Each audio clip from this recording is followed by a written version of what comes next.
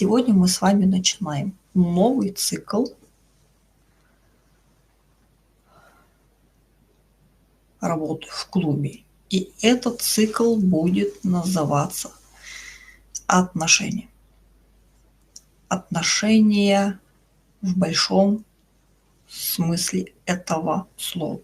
Отношения с собой в первую очередь мы будем выстраивать, чтобы познакомиться с собой. Чтобы выстраивать отношения дальше с кем-то, социумом, с людьми, отдельными, там, с родителями, с супругом, с детьми, нужно в первую очередь познакомиться с собой. Кто я такой? Кто я такой? Где мои плюсы, где мои минусы?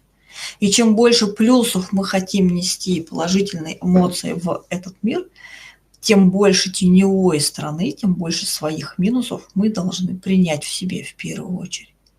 И только после этого мы можем приступать к тому, чтобы выстраивать отношения с социумом.